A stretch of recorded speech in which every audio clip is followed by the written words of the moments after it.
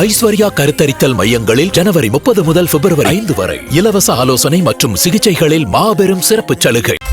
No compromise. உங்க சைடுலயும் எங்க சைடுலயும். It's a GT promise. GT Holidays, South India's #1 travel brand. Milky Mist Kaugi. Taste the best. இப்போ என்ன நடக்குது? Gold price இன்னும் ஏறிக்கிட்டு தான் இருக்குங்கிறதுக்கு ரீசன் என்னென்னா, investors are also thinking of holding gold as an alternate investment mechanism. இந்த $1 உண்டான நிகர் வந்து 81லேருந்து இப்போ 91க்கு வந்துருச்சு. நான் ஒரு தடவை இம்போர்ட் பண்ணும்போது நான் மோர் ருபீஸ் கொடுக்குறேன். ஸோ ப்ரைஸ் இன்க்ரீஸ் ஆகணும். Underlying factor for increasing price ஆகும். நான் நிறைய பேருக்கு சொல்லி சில்வர் வாங்கினாங்க. சில்வர் வாங்கும்பொழுது $1,00,000 வாங்கி இன்றைக்கி 3.5 லட்ச ரூபாவில் நிற்கிது. இந்த சில்வர் ஃபியூச்சர்ஸ் பார்த்தீங்கன்னா பை அக்டோபர் நவம்பரில் it will peak up once.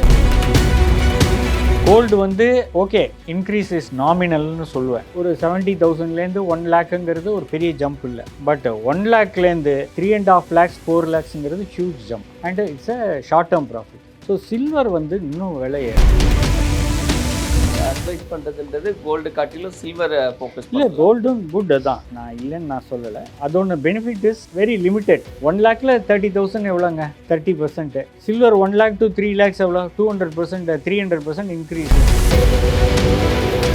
Digital வாங்கிறது ஈஸிங்க, விற்கிறது கஷ்டம். குழப்பம் அப்படின்றது இப்போவே ரொம்ப அதிகமாக இருக்குது விலையெல்லாம். தங்கம் இன்னும் போகுமா? இன்னும் போகுமா? இப்போ வாங்கி லாஸ் ஆயிடுச்சுன்னா என்ன பண்ணுறது?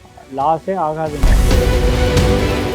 தங்கம் தான் இன்னைக்கு வந்து எல்லா பக்கம் ஒரு பேசக்கூடிய டாப்பிக்காகவே மாறி இருக்கு. வாங்க முடியுமா முடியாதா, இதுக்கப்புறம் இன்னும் ஏறுமா, அதில் இன்வெஸ்ட் பண்ணலாமா அப்படின்னு. ஸோ இதுக்கப்புறம் விலையேற்றம் அப்படின்றது இருக்குமா சார்? இப்போவே ஒரு உச்சபட்சமாக இருக்குது. இந்த கேள்விக்கு ஆன்சர் பண்ணுறதுக்கு முன்னாடி எதனால இந்த உச்சபட்சம் போச்சு அப்படின்னு பார்ப்போம்.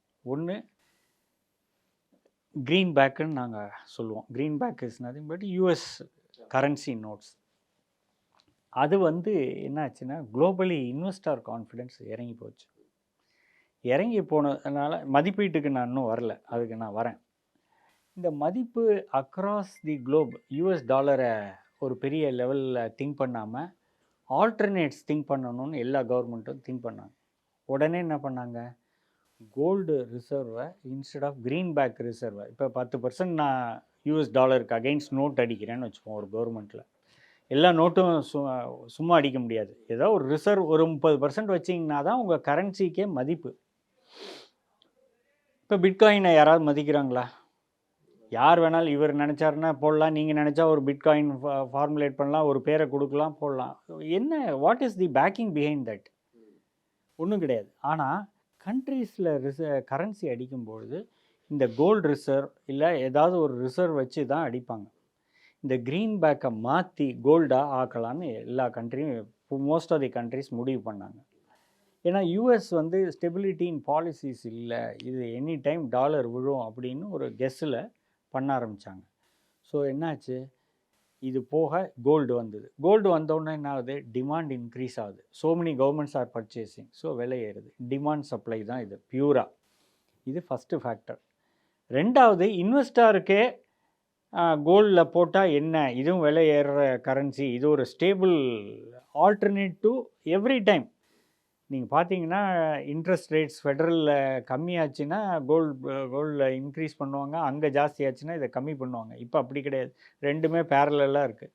இப்போ இன்றைக்கி பார்த்தீங்கன்னா ஃபெடரல் ரிசர்வில் தெர் இஸ் நோ இன்ட்ரெஸ்ட் சேஞ்சுன்னு நேற்று அறிவித்தாங்க.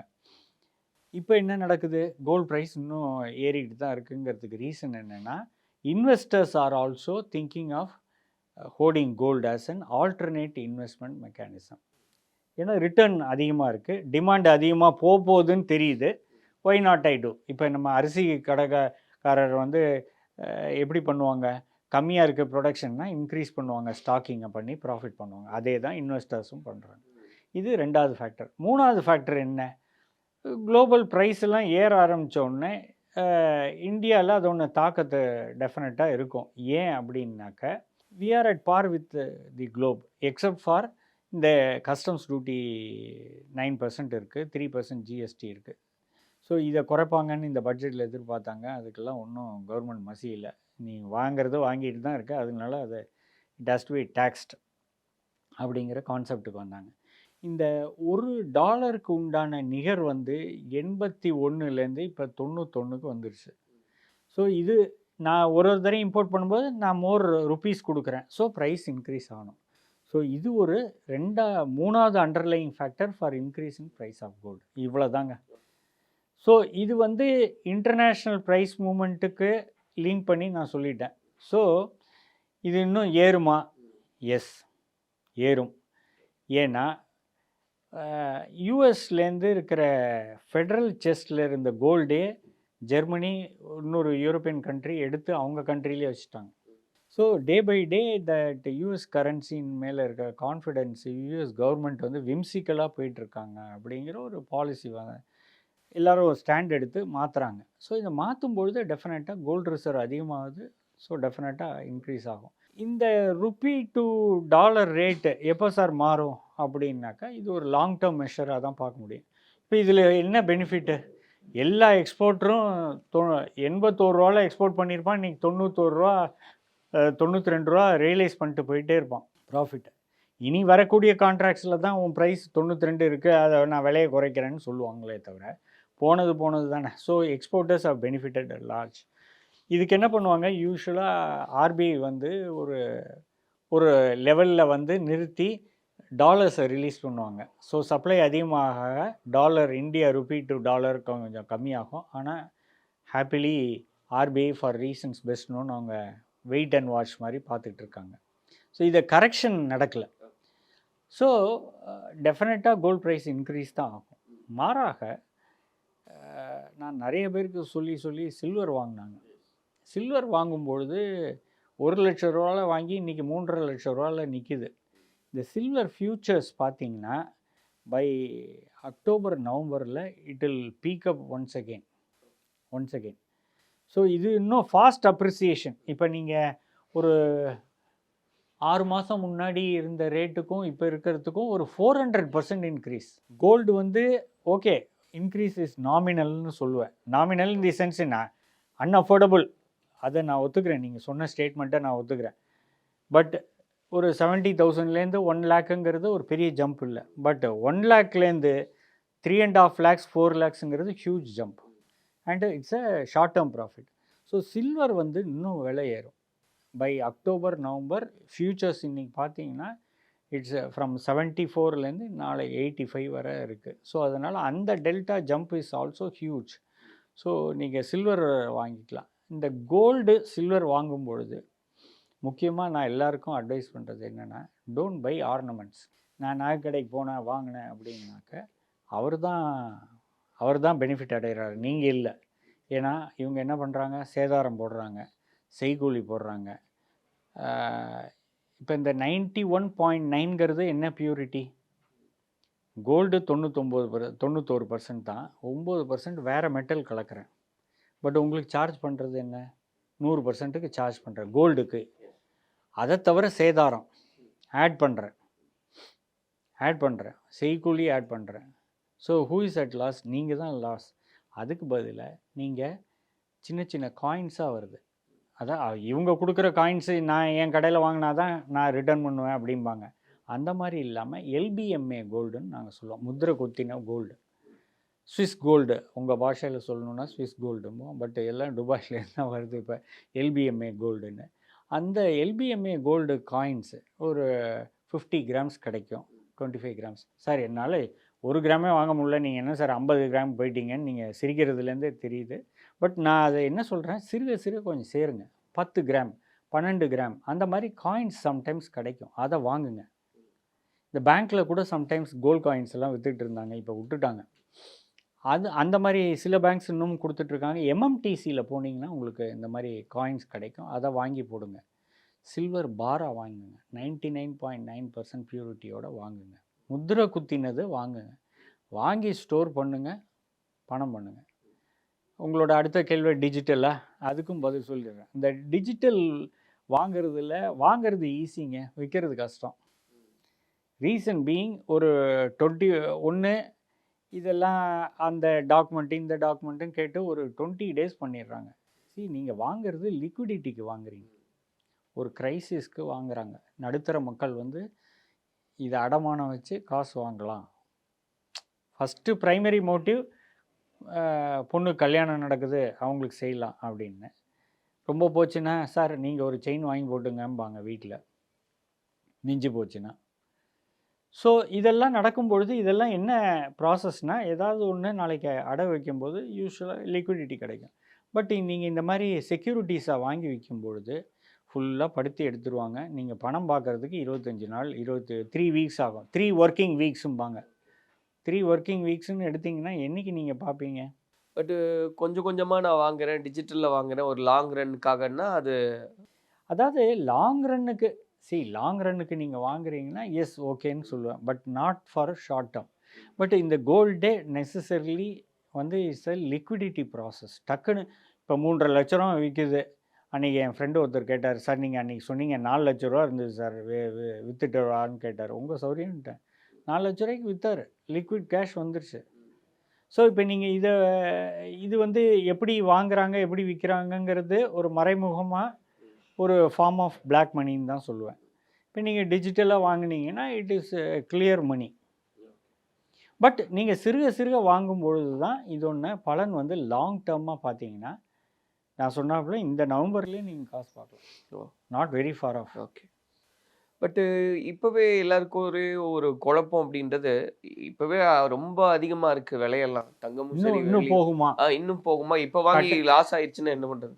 லாஸே ஆகாதுங்க பொறுத்தவரையில். அதான் நான் ஃபியூச்சர்ஸ் மார்க்கெட்டை பார்த்து சொல்கிறேன். ஓகே. ஃபியூச்சர்ஸ் நவம்பரில் வாங்கினீங்கன்னா இன்றைக்கி 85க்கு விற்றுட்டு இருக்காங்க. அது எப்படி குறையும்? குறையிறதுக்கு வாய்ப்பு இல்லை. அன்லெஸ் ஏதாவது இன்னொரு ஜியோ பொலிட்டிக்கல் ஃபேக்டர் வந்தது, பெரிய அடி வாங்கிட்டு குளோபலாக கொரோனா மாதிரி ஏதோ ஒன்று வருது, இல்லை வார் வருது அப்படின்னா எஸ் இறங்குறதுக்கு வாய்ப்பு இருக்குது. அப்பயுமே தங்க விலை ஏறிட்டு தான் இருக்கும் வாரில் எல்லாம். ஒரு தோராயமாக அது கேல்குலேட் பண்ண முடியுமா சார்? இப்போ லாஸ்ட் இயர் வந்து இப்போ சில்வர் எடுத்துட்டோன்னா 1 லட்சம் இருந்தது, இப்போ 3 லட்சமாக இருக்குன்னா மேபி நெக்ஸ்ட் இயர் வந்து ஒரு 7 லட்சம் ஆயிரும் அப்படின்னு ஒரு கேல்குலேஷன். அதான் அந்த கேல்குலேஷனுங்கிறது தான் நாங்கள்லாம் என்ன பண்ணுவோன்னா ஃபியூச்சர்ஸ் மார்க்கெட்டை பார்ப்போம். ஃபியூச்சர்ஸ் ஆப்ஷன்ஸ் மார்க்கெட்டை பார்த்தாவே எங்களுக்கு தெரிஞ்சிடும் எப்படி போயிட்டுருக்கு, அப்போர்ட் ட்ரெண்டா டவுன்வர்ட் ட்ரெண்டா இல்லை கரெக்ஷன் ட்ரெண்டான்னு தெரிஞ்சிடும். ஓரளவுக்கு இது இண்டிகேட்டர். இதை வந்து யாராலையும் ப்ரெடிக்ட் பண்ண முடியாது. அவன் ப்ரெடிக்ட் பண்ணான்னா அவன் கடவுளுக்கு சமானம். ஒரு 80% அக்யூரஸியில் இந்த ஃபியூச்சர்ஸ் ஆப்ஷன்ஸ் மார்க்கெட் ஒர்க் ஆகும். டெஃபினட்டாக அதை ஒரு இண்டிகேட்டராக எடுத்துக்கலாம். ஸோ அதெல்லாம் இண்டிசஸ் பார்த்தாக்க தெரியும். ஸோ அப்போது நீங்கள் அட்வைஸ் பண்ணுறதுன்றது கோல்டு காட்டிலும் சில்வரை ஃபோக்கஸ் இல்லை, பண்ணலாம். கோல்டும் குட் தான், நான் இல்லைன்னு நான் சொல்லலை. அதோட பெனிஃபிட் இஸ் வெரி லிமிட்டெட். 1 லேக்கில் 30,000 எவ்வளோங்க? 30%. சில்வர் 1 லேக் to 3 லேக்ஸ் எவ்வளோ? 200%, 300% இன்க்ரீஸு. அவ்வளோதான், simple. It's arithmetic, nothing beyond it. அப்போ வந்து ஒரு ப்ராஃபிட் அந்த நோக்கத்துக்காக வாங்கும்போது சில்வரே வாங்குறது பெட்டர்ன்றது இப்போ இருக்கிற இண்டிசஸ் பிரகாரம் சொல்லுவேன். ஓகே. அவ்வளோ அப்ரிசியேஷன் கோல்ட்லேயும் இருக்கும், பட் இவ்வளோ இருக்காது. பட் ஏன்னா இப்போ இந்த சில்வர் ஏன்னா சில்வரினோட எட்டனதர் பாயிண்ட் வந்து சில்வரை எதுலேயுமே யூஸ் பண்ண வேண்டிய சூழ்நிலை ஆயிடுச்சு. நான் சொன்ன செமிகண்டக்டர் சிப்ஸு, மைக்ரோ சிப்ஸு எல்லாத்துலேயுமே யூஸ் பண்ண ஆரம்பிச்சிட்டாங்க சில்வர். ஸோ அதனால் அது ஒரு இன்னும் டிமாண்ட் இன்க்ரீஸ் தான் ஆக போகுது. எஸ், எல்லாத்துலேயுமே சார் ஒரு பெரிய லெவலில் வந்து ஒரு வளர்ச்சி இருக்குது அப்படின்னா ஒரு ட்ராப் இருக்கும் ஏதாவது ஒரு பாயிண்டில் அப்படின்னு சொல்லுவாங்க இல்லையா சார்? அந்த ட்ராப் அப்படின்றது இப்போ இல்லை, பட் அது எப்போ உண்டுன்றதுக்கான வாய்ப்பு இருக்கா? சார் இதாவது நீங்கள் நான் எல்லாமே சார் ஒரு பொருள் விலை ஏறுதுன்னா டிமாண்ட் சப்ளை தான். சப்ளை ஏதாவது இன்க்ரீஸ் ஆச்சுன்னா சான்ஸ் இருக்குது. இந்த கரெக்ஷன் இப்போல்லாம் முன்னெல்லாம் 3 வருஷத்துக்கு ப்ரெடிக்ஷன்லாம் பண்ணுவோம், இப்போல்லாம் பண்ணுறதே கிடையாது. 6 months 9 months ப்ரெடிக்ஷனே is very very tough. So அந்த டஃப்பில் தான் உங்களுக்கு நான் சொன்னேன் அக்டோபர் நவம்பர் சொன்னேன். ஏதோ 3 வருஷம் கழிச்சு என்ன நடக்கும்னா தெரியாது, எனக்கே என்ன நடக்கும்னு தெரியாது, உங்களுக்கும் என்ன நடக்கும்னு தெரியாது. ஸோ நம்ம கண்ட்ரோலில் இல்லை. திடீர்னு ஏதாவது ஒரு எபிடமிக் வரலாம், இல்லை ஏதாவது ஒரு பெரிய வார், குளோபல் வார் வரலாம். இதுக்கெல்லாம் ஒரு பொருட்டே சீந்து வரத்து போயிடும். இதெல்லாம் யாராலையும் ப்ரெடிக்ட் பண்ண முடியாது. இன்றைக்கி இருக்க ஜியோ பொலிட்டிக்கல் சிச்சுவேஷனோ இல்லை எபிடமிக் சிச்சுவேஷனோ பாருங்கள். நிபா வைரஸ் ஒன்லி கேரளாவுக்குன்னு சொந்தமானதுன்னு நினச்சிட்டு இருந்தோம், பார்த்தா வெஸ்ட் பெங்காலில் வந்துருச்சு. ஸோ எங்கே வேணாலும் எனிதிங் கேன் ஹேப்பன். இப்போ பார்த்தீங்கன்னா பங்களாதேஷில் இவ்வளோ ரைட்ஸ் வரும்னு எதிர்பார்த்தாங்களா? எவ்வளோ எக்ஸ்போர்ட்ஸ் பண்ணிகிட்டு இருந்தாங்க டெக்ஸ்டைல், இப்போ கம்ப்ளீட் ஜீரோ ஆகிடுச்சேங்க. ஸோ இதுதான் you cannot predict beyond 6 to 9 months அந்த மாதிரி தான் இருக்குது சுச்சுவேஷன். ஸோ அப்போ இப்போவே ஒரு சாமானியனால தங்கம் வாங்க முடியாதுன்ற நிலைமைக்கு வந்துட்டோம். ஆனால் இதுக்கப்புறமும் அதுதான் கண்டினியூ ஆகுன்றது தான் புரிஞ்சுக்க முடியும். ஆமாம், இப்போ பார்த்தீங்கன்னா வேர்ல்டு வைடு பார்த்தீங்கன்னா நம்ம தான் கோல்டுன்னு பின்னாடி சுற்றிட்டு இருக்கோம். அவங்கெல்லாம் கோல்டில் ட்ரேட் பண்ணுறாங்க. 8 கேரட்டு 12 கேரட்லாம் வந்துருச்சு, விச் இஸ் வெரி தின். அதுதான் அவங்க வேர் பண்ணுறாங்க.